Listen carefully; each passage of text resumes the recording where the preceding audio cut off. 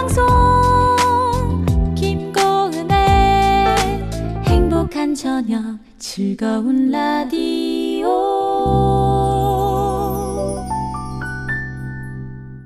우리는 누구인가 시즌2 어떻게 살 것인가. 어떻게 살 것인가 은평선교회교회 유승대 목사님과 열심히 고민도 해보고 또 목사님의 얘기 들어보고 있습니다. 목사님 어서 오세요. 네, 안녕하세요. 표면적 그리스도인으로 살지 말고 이면적 그리스도인으로 살아야 된다라는 얘기를 해주고 계시고요. 네. 지난 시간에 그 대표적인 우리의 모델로 예수님의 생애를 잠깐 얘기를 해주셨는데요. 이번에는 목사님 예수님 말고요. 성경에 나오는 인물들 중에서 이면적인 그리스도인으로 먼저 잘 세워진 사람을 또 모델로 보고 싶어요. 네. 성경의 믿음의 사람들의 대부분이 표면적인 것보다도 이면적인 부분에 역점을 기울인 분들이 사실은 굉장히 많죠. 그 중에 전 참 그 구약에 나오는 욥기에서 욥이 너무너무 참 귀하다 이렇게 생각될 때가 참 많은데요. 욥은 동방에서 제일 부자였다고 성경이 그렇게 기록하고요. 자녀도 10명이나 되고요. 집에 종들도 많고 우양도 너무너무 많고 그런데도 불구하고 욥은 평소 때 하나님 앞에 얼마나 예배 생활을 철저하게 잘했는지 그게 성경에 어떻게 표현하고 있냐면 욥기에 이렇게 말씀하잖아요. 욥기 1장 4절에 그의 아들들이 자기 생일에 각각 자기 집에서 잔치를 베풀고 그의 누이 3명도 청하여 함께 먹고 마시더라. 그들이 차례대로 잔치를 끝내면 욥이 그들을 불러다가 성결케 하되 아침에 일어나서 그들의 명수대로 번제를 드렸으니 욥이 말하기를 혹시 내 아들이 죄를 범하여 마음으로 하나님을 욕되게 하였을까 함이라. 욥의 행위가 항상 이러하였더라 라고 하면서 언제나 그 잔치를 베풀고 나면 혹시 내 자녀들이 범죄했을까 해서 하나님 앞에 이렇게 번제를 드릴 정도로 그렇게 욥이 하나님 앞에서 이 깨끗하게 산 사람이죠. 그래서 하나님이 마귀 앞에서 욥을 자랑하죠. 너 두루 다니며 내 종 욥을 유의해 보았느냐. 그처럼 정직하고 하나님을 경외하고 악에서 떠난 사람 너가 본 적이 있냐. 이렇게 마귀에게 좀 자랑거리가 될 정도인 욥인데요. 참 욥이 너무너무 귀하다 생각이 돼요. 근데 전 욥이 언젠가 이렇게 깨달았을 때 너무 감사했는데 동방에서 제일 부자인데 하나님이 허락해서 마귀에게 허락해가지고 그의 재산도 다 가져가 버리잖아요. 근데 그 많은 재산이 하루아침에 다 없어지는데 욥이 그리고 자녀도 물론 없어지고 건강도 물론 없어지고 다 없어지는데 욥이 그 동방의 제일 부자였으니 물질이 너무너무 많았는데 이게 다 없어진다고요? 그런데도 아쉬워하지 않아요. 왜 아쉬워하지 않냐면 전 그것이 깨달아졌을 때 너무 감사한데 욥이 물질이 있을 때 그 물질을 어떻게 사용했다고 욥기 31장 16절에 보면 이렇게 나와요. 내가 언제 가난한 자의 소원을 막았거나 가부의 눈으로 하여금 실망하게 하였던가 나만 혼자 내 떡덩이를 먹고 고아에게 그 조각을 먹이지 아니하였던가 실상은 내가 젊었을 때부터 고아 기르기를 그의 아비처럼 하였으며 내가 어렸을 때부터 가부를 인도하였노라. 만일 내가 사람이 의복이 없어 죽어가는 것이나 가난한 자가 덮을 것이 없어 못 본 채 했다면 만일 나의 양털로 그의 몸을 따뜻하게 입혀서 그의 허리가 나를 위하여 복을 빌게 아니하였으면 이렇게 말할 정도로 그는 옛날부터 이렇게 많이 물질을 플로잉하는 흘러보내고 구제하고 섬기는 사역을 굉장히 물질을 주었을 때 많이 흘러보내는 복의 통로의 역할을 많이 했어요. 그러니까 물질 다 가져가도 많은 사람은 이렇게 고백하잖아요. 아유 그때 좀 의미 있게 쓸 걸. 그런 분들 많이 보잖아요. 아유 그때 좀 의미 있게 쓸 걸. 근데 욥이 참 대단한 것은 하나님 물질을 주셨을 때 그거 하나님 뜻대로 잘 썼어요. 지금 연초인데 이 방송 듣는 우리 성도님들 정말 하나님이 지금 주셨을 때는 지금 뭐 필요하니까 지금 주셨지 않겠습니까? 네. 그거 너무 쌓아만 두지 마시고요. 하나님이 내게 주시는 마음이 어디 있는가 보고 그 계속 흘러보내야 또 주님이 채워줄 거 아니에요. 네. 그런 것처럼 흘러보내고 욥은 재물이 다 없어져도 하나님 앞에 너무 감사한 게 있을 때 너무나 귀하게 물질을 흘러보내니까 그렇게 아쉽지 않은 거예요. 네. 그리고 자녀도 아까 믿음 그렇게 번제를 드리면서 혹 범죄했을까 해서 자녀 믿음을 살아있을 때 믿음을 잘 지켰잖아요. 네. 그러니까 비록 세상은 떠났지만 자녀가 없어진 게 아니라 천국의 생명책에 이름이 농명돼 있잖아요. 그걸 나중에 어떻게 하냐면 욥기 42장에 다시 욥의 삶을 하나님이 이렇게 회복시켜서 갑절의 축복을 주잖아요.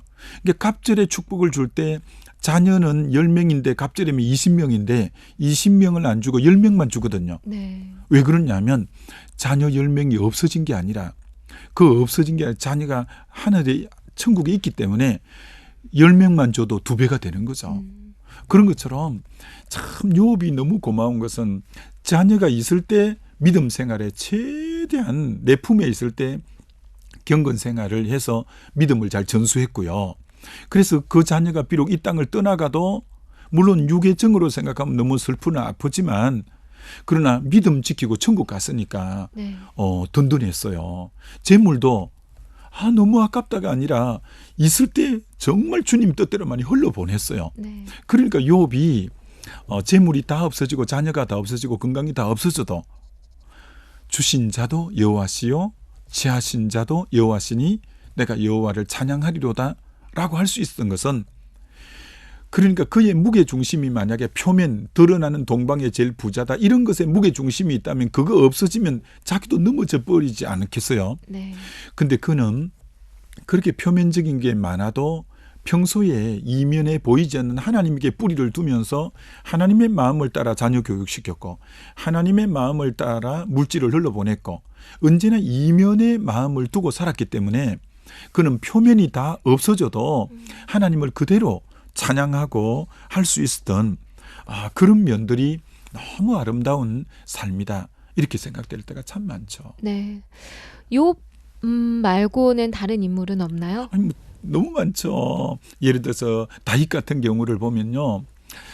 다윗은 사무엘이 자기 집에 이새의 집에 기름 부으러 왔을 때 8아들 중에 7아들만 아버지가 사무엘이 기름 부을 때 너희 7 중에 아마 누구일지 모른다. 다윗은 제껴 놓았잖아요. 네. 아버지도 별로 눈여겨보지 않는 그래서 넌 그래도 하나 양이나 쳐야지 하면서 양치러 보냈던 아버지에게도 그래서 시편엔 뭐가 나오냐면은 부모는 나를 버렸을지라도 하나님은 나를 기억하고 손바닥에 새긴다는 말씀을 했던 것이 네. 이 다윗이죠. 네. 다윗은 그런 아픔이 사실 있는데 부모에게도 별로 인정받지 못하는 그러나 들판에서 다윗이 주로 했던 게 뭐냐면 양을 치면서 그건 사람이 없잖아요. 얼마나 적적해요. 양하고는 소통이 안 되잖아요. 네. 근데 소통될 분이 한 분이 계신데 우리 하나님은 인격이라서 소통이 되잖아요. 수금을 주로 타면서 소통을 했죠.